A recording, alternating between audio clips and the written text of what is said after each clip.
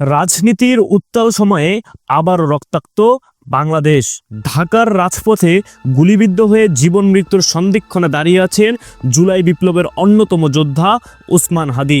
এই ঘটনা ঘিরে দেশ জুড়ে ছড়িয়ে পড়েছে উদ্বেগ, শোক এবং ক্ষোভ। পারিবারিক সূত্র জানায় ওসমান হাদির অবস্থা এখনও আশঙ্কাজনক।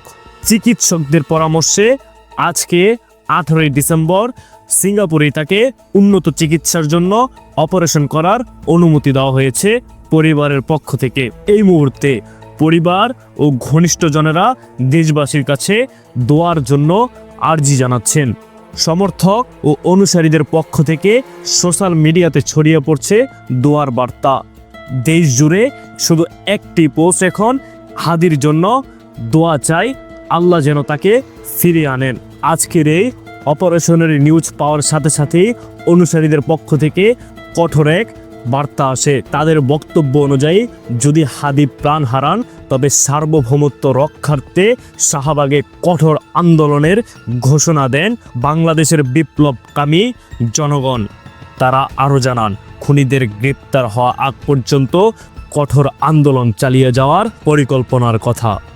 জনগণের দাবি, যদি অপরাধীরা ভারতে পালিয়ে গিয়ে থাকেন তবে কূটনৈতিক আলোচনার মাধ্যমে তাদেরকে অতিবিলম্বে বাংলাদেশে এনে শাস্তির মুখোমুখি করতে হবে, নয়তো ভারতের বিরুদ্ধে কঠোর আন্দোলন গড়ে তুলবে বাংলাদেশের স্বাধীনতাকামী, মুক্তিকামী জনগণ।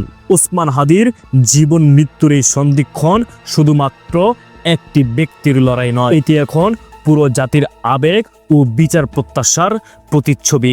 চিকিৎসার ফলাফল ও আইন শৃঙ্খলা বাহিনীর পদক্ষেপ, এই দুইটির দিকে তাকিয়ে আছে পুরো দেশবাসী।